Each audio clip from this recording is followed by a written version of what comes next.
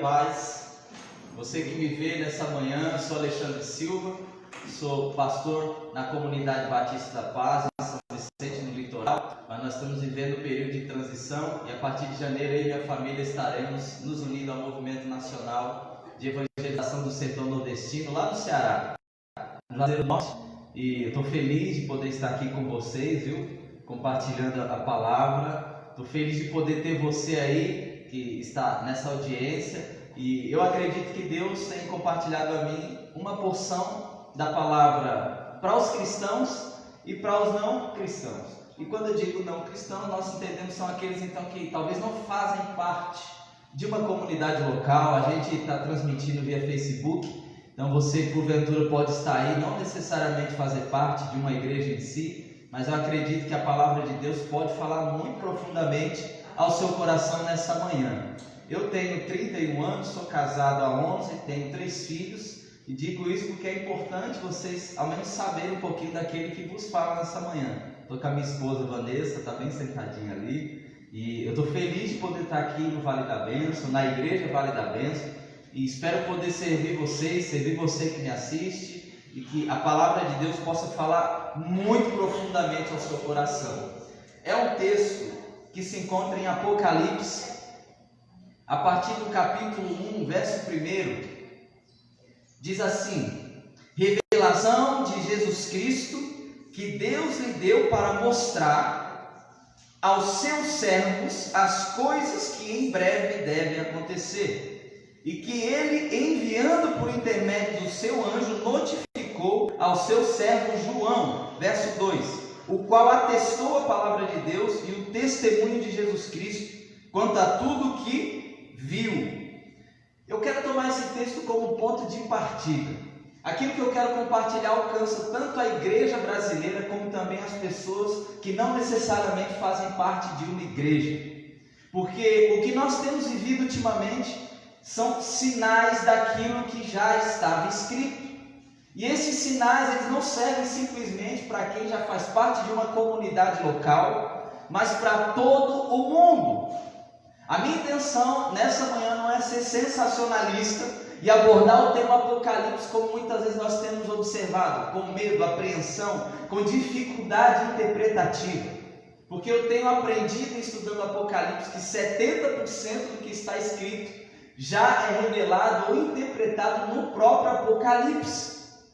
O único que não quer que a igreja, que as pessoas conheçam a essência ou o espírito da profecia do Apocalipse é o inimigo. Então, a primeira coisa que eu já quero aplicar basicamente aqui, nós precisamos desmistificar o ensino do Apocalipse. O Apocalipse é interpretado nele mesmo, ao menos 70% do que é dito. Então, não há tantos mistérios como a gente tem pensado. É importante que como igreja e como seres humanos nós possamos entender os tempos, lendo-os. Olha o que o verso 1 de Apocalipse 1 diz: que a revelação do Apocalipse foi dada por Deus. Apocalipse não é o livro das ocultações. Apocalipse é o livro das revelações. E por algum motivo a igreja e as demais pessoas no mundo, ao ouvirem Apocalipse, têm uma tendência a se fechar, a achar que é um ensino difícil, a achar que é um ensino que é só para poucos entendimentos. E é lógico que a minha apologia aqui não é a facilidade da interpretação em si, porque nós vamos precisar da presença do Espírito Santo para essa interpretação. Mas é ao menos para desvendar os nossos olhos e entender que o que tem posto em Apocalipse é revelação e não mistério em si. Nós estamos vivendo um período que precisamos ler os tempos, ler os fatos. Nós precisamos enxergar. E o texto que eu acabei de ler, de Apocalipse 1, ele diz que a revelação de Jesus Cristo que Deus deu é para mostrar aos seus servos. O que está ocorrendo porque Deus revelou para mostrar aos santos, aos servos. Nós precisamos enxergar o que Deus está querendo mostrar. Por vezes nós temos a tendência de mistificar não só Apocalipse, mas mistificar as Sagradas Escrituras, a ponto então de fecharmos os nossos olhos porque está posto. Se está posto, se está à mostra, nós precisamos necessariamente então ser convencido por fatos. O que tem ocorrido na igreja brasileira, na igreja do mundo e a história profética, o tempo profético precisa ser visto. Nós precisamos querer enxergar. Isso é importantíssimo porque dessa forma a gente consegue ser sensato na nossa leitura de mundo. A nossa cosmovisão precisa necessariamente ser uma cosmovisão sensata, não precisa necessariamente ser tanto espiritualista. Nós precisamos enxergar e ver o movimento profético, não porque nós somos cristãos ou biblicistas, mas é porque a história conta. Ontem nós ouvimos isso na reunião, o pastor Jonathan falava disso. A história é importantíssima, em algum momento a história se torna profecia. E essa nossa percepção enquanto igreja, enquanto pessoas, sujeitos na terra, precisa ser renovada. Eu vejo como voz profética nessa manhã, para você que assiste, nós precisamos ter os olhos espirituais abertos. O nosso entendimento precisa voltar a ser aguçado. Nós precisamos ser precisos na leitura profética dos tempos. Nós precisamos enxergar. O verso 1 de Apocalipse 1 está dizendo que Deus revelou para que mostrasse aos santos. Apocalipse não é o livro da ocultação, Apocalipse é o livro da revelação. Apocalipse vem para revelar, não para esconder. Para a igreja, é importante que entendamos. Precisamos transicionar do modelo primitivo para um modelo apocalíptico. E o que é isso basicamente? A disposição dos cristãos na igreja primitiva era uma disposição sem tamanho no tocante ao compromisso com o próximo, no tocante ao zelo. Eles viviam em comum, eles desenvolveram a igreja, e a partir da igreja primitiva nós temos ali o modelo, temos o padrão, nós temos onde olhar para fazer igual. Mas eu tenho entendido que a disposição dos cristãos da igreja primitiva, a disposição interior, tem se perdido para o cristão moderno. A gente tem vivido enquanto igreja local a disposição da igreja primitiva no tocante à comunhão, no tocante à palavra, no tocante à amizade, mas a disposição do coração da igreja primitiva, que estavam postos a morrer pela causa, tem se perdido na nossa comunidade. Então a ideia que Deus quer falar ao nosso coração é que devemos potencializar uma robustez de fé, uma disposição para morrer pela causa de Cristo. Hebreus 10 diz que os discípulos, eles recebiam com alegria o confisco dos bens, quando eles tinham seus bens tomados, levados. Por que eles recebiam isso com alegria? Porque eles tinham a disposição interna de morrer pelo Evangelho. Então nós precisamos transicionar de uma igreja com modelo primitivo e potencializar a igreja com um espírito apocalíptico, uma fé ousada, uma fé robusta. O tempo em que vivemos não é um tempo de medo, não é um tempo de apavoro, porque Deus o revelou. Mateus 24, quando ele começa a contar dos sinais, ele está dizendo, mas não se preocupem, ainda não é o fim. O que nós ouvimos ontem na reunião aqui interna, para você que nos assiste, você não estava, mas eu quero compartilhar um pouco daquilo que ouvimos, é que os sinais estão postos, mas ainda não é o fim. Porque ainda não é o fim, nós precisamos dessa robustez de fé. Nós precisamos transicionar desse modelo primitivo, amoroso, de comunhão, que é importantíssimo, não quero menosprezar, mas agregar no nosso interior a disposição apocalíptica. A igreja precisa atender cuidadosamente aquilo que Deus falou por intermédio das Escrituras. Olha o que está escrito aqui em Apocalipse 1, o verso 3. Bem-aventurados aqueles que leem e aqueles que ouvem as palavras da profecia e guardam as coisas nelas escritas, pois o tempo está próximo. Bem-aventurado é mais que feliz.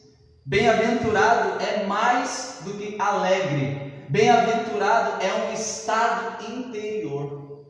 Enquanto igreja, nós precisamos entender e atender cuidadosamente as profecias bíblicas. É interessante, sabe, que vocês provavelmente que estão aqui comigo vão entender isso que eu vou dizer. Nós já temos a prática da leitura bíblica. Nós temos prática devocional.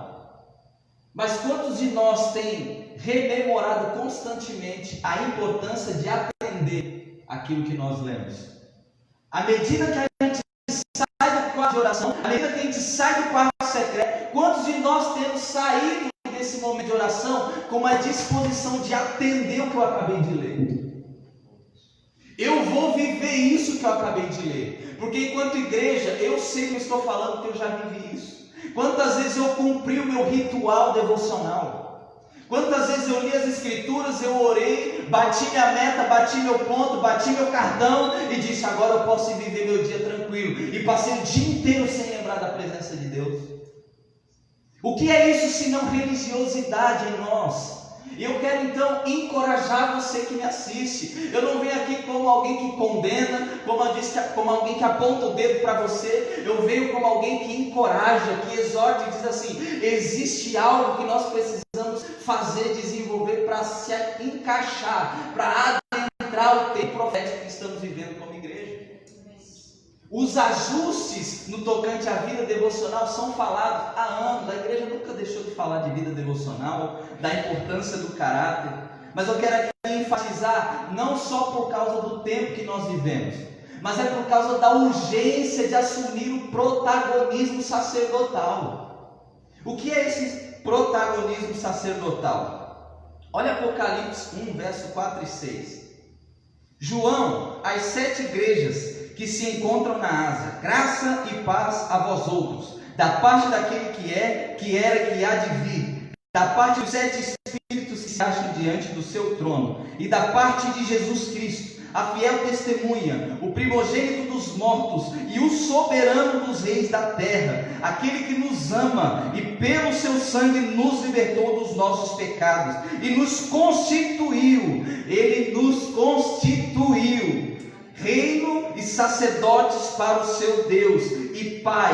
A Ele a glória e o domínio pelos séculos dos séculos.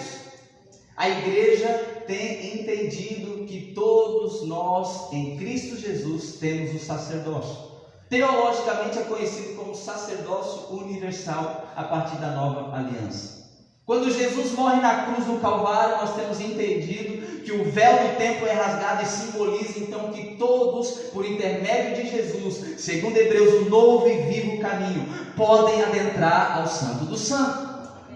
Isso não é uma novidade, mas eu tenho percebido nesse pouco tempo de caminhada cristã que é diferente você ter o conceito de sacerdote e assumir o protagonismo sacerdotal. É muito diferente nós, enquanto igreja, ter o entendimento de que podemos ter acesso ao santo lugar por intermédio de Jesus, o novo e vivo caminho, e adentrar com confiança, é o que o texto de Hebreus 10 diz, e então assumir o protagonismo, esse privilégio, essa responsabilidade que nós temos enquanto sacerdotes. Por que eu digo isso? Porque se nós não entendemos a diferença do que foi posto para todo cristão, que é esse sacerdócio universal, e assumir o protagonismo, a gente vai ficar sempre transferindo para a liderança posição cristã que cada discípulo deve tomar. Na igreja nós vamos começar a ver muito, provavelmente você já deve enxergar isso aqui, vítimas. Quem são as vítimas? São as pessoas que transferem a responsabilidade. São pessoas que não assumem o protagonismo. Elas entendem que são sacerdotes, porque Deus nos constituiu pela nova aliança, mas elas não assumem o protagonismo do sacerdote. Nós precisamos, enquanto cristãos, assumir o protagonismo. Assumir o protagonismo sacerdotal é fazer ou viver como sacerdote na terra. É reinar em vida, de acordo com Romanos. Não é transferir responsabilidade, não é transferir culpa, não é começar a jogar a culpa ou a causa do erro para o líder, para o irmão, para a irmã. A gente assume o protagonismo sacerdotal e a gente estabelece o reino de Deus enquanto sacerdote desse reino. Meus irmãos, eu quero encorajar você. Eu quero encorajar você que me assiste, você que me ouve nessa manhã. Muitos de nós, na sociedade, estamos doentes porque nós temos sido vítimas de um sistema. Mas quando Jesus morre na cruz do Calvário, Ele vem nos constituir uma geração, uma nação de guerreiro e sacerdote. Isso significa dizer que agora nós podemos assumir o protagonismo em dependência do Espírito.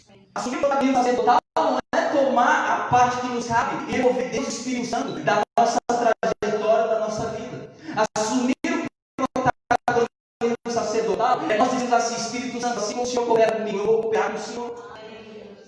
O Espírito Santo, ele vem para nos auxiliar. Perceba que o texto diz que é o Espírito que nos auxilia nas nossas fraquezas. Não é o homem que auxilia o Espírito, é o Espírito que auxilia o homem. Pastor Alexandre, você está sendo terrorista, você está sendo tão egoísta, você está dizendo que o homem tem que controlar tudo, e de alguma maneira é o homem que tem controle. Não, o que eu estou dizendo é que a Bíblia diz: o Espírito nos auxilia. A palavra original é auxiliador. Se existe um auxiliador é porque tem alguém no protagonismo. Se existe auxiliador é porque ele nos constituiu sacerdote. O próprio Deus respeita a hierarquia que ele estabelece. Nós temos dito que Deus nada é sem comunicação. Você só está escrito em Amós. Não é porque o homem é Deus, não é porque o homem é dono das coisas, é porque Deus quis assim. Eu não sei você, mas esse tipo de encorajamento me leva a querer mais desse Deus. E querer que existe um Deus que colocou dons na igreja, que deu dons aos seus, um Deus que nos convida a assumir um protagonismo sacerdotal, é entender um Deus que não é vítima. Deixe a teologia barata de lado. Deus não é vítima. Deus é soberano, Deus tem o controle, Deus tem uma mente pensante. Ele pensou na igreja, Ele pensou nos seus discípulos. Ele disse: eu vou dar dons, eu vou dar ministro, eu vou capacitá-los para conduzir, porque Ele quer contar conosco na terra. Eu quero concluir, como eu já disse, com encorajamento ainda. Nós precisamos, enquanto igreja, enquanto pessoas, ser companheiros.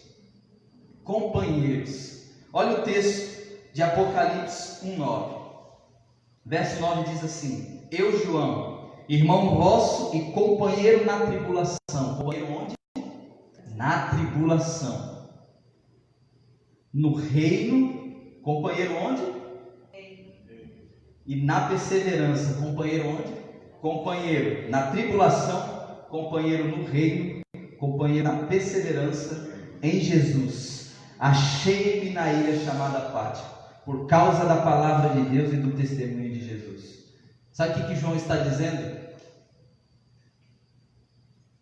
Companheiro de tribulação. Enquanto igreja, nós precisamos ser companheiros de tribulação. Está passando por tribulação? Eu estou contigo. Está difícil? Eu estou contigo. Nós somos igreja. Ei, eu sou companheiro teu na perseverança. Está sofrendo? Está difícil? Está feliz? Estou contigo. Sou teu companheiro na perseverança. Ei, nós somos companheiros no reino.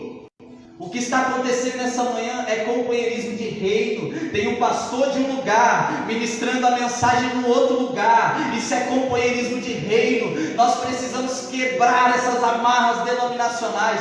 Nós precisamos desfazer os conceitos secundários que nos separam. Nós precisamos, como igreja, nos unir, ser companheiros no reino, companheiros na tribulação, companheiros na perseverança em Jesus.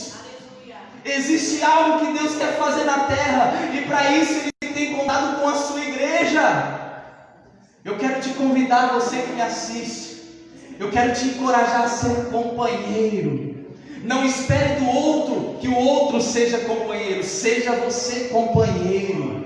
Seja companheiro. Nós precisamos, então, recapitulando, enxergar tudo o que está acontecendo, ter uma leitura profética. Nós precisamos querer enxergar isso. Nós precisamos assumir o protagonismo sacerdotal, e nós precisamos ser companheiros na tribulação, companheiros do reino, companheiros na perseverança. Ei, deixa eu entregar algo aqui. Existem pessoas que são perseverantes, mas são perseverantes sozinhas.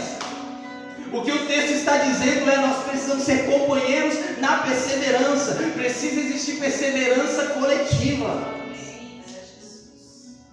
Existe um encorajamento para a perseverança individual, certamente, mas a perseverança coletiva, nós precisamos, enquanto cristãos, enquanto igreja, ter uma leitura profética atualizada, e não as Escrituras. As Escrituras são, Deus já disse.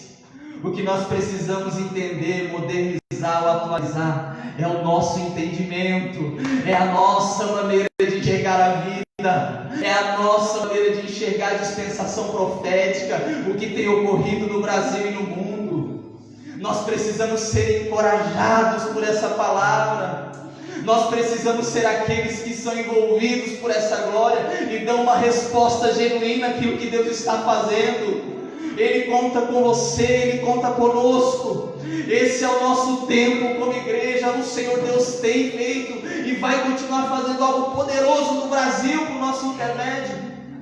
Eu quero te encorajar nessa manhã a ler as Escrituras com o seu coração aberto, com o espírito da profecia aguçado, compreendendo o que a palavra vai trazer ao seu coração. E finalizo então orando por você, trazendo encorajamento para a igreja brasileira, trazendo encorajamento para a igreja de Cristo.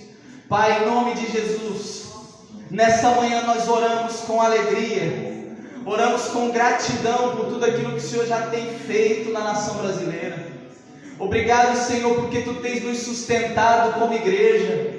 Obrigado porque a Tua mão de poder, a Tua palavra tem nos favorecido nessa caminhada. Nós temos informações que muitos do mundo não têm. E eu quero, em nome de Jesus, pedir que o Senhor, Deus, pelo Teu Espírito Santo, possa alcançar os meus irmãos que me ouvem, que me assistem nessa manhã. Onde esse vídeo chegar, onde essa mensagem chegar depois, ó Deus, que a unção que está nesse lugar alcance esses corações, que haja uma transformação, que haja um despertar para um entendimento profético, que haja, Senhor, uma leitura sadia do tempo. Ó Deus, eu oro para que o Teu Espírito Santo encoraje cada discípulo a ter um protagonismo sacerdotal renovado, que nós possamos não só entender o protagonismo meramente falando, mas assumir o protagonismo desse sacerdócio, que nós possamos a nação brasileira como representantes do Deus vivo, como ministros do Evangelho, como embaixadores do céu na terra, em nome de Jesus. Ó Deus, eu oro para que a Tua vontade seja feita na terra, como ela é feita no céu. E Deus, como igreja, usa-nos para isso. Seja lá o que o Senhor estiver fazendo no Brasil e no mundo, usa as nossas vidas, não nos deixa de fora disso. Seja lá o que o Senhor estiver fazendo nas nações da terra, conta conosco, Senhor. Seja lá o que o Senhor está fazendo no Brasil, conta conosco, não nos deixe de fora. Ó Deus, em nome de Jesus, em nome de Jesus, e para a glória de Deus. Amém. Amém. Deus abençoe. Senhor, nós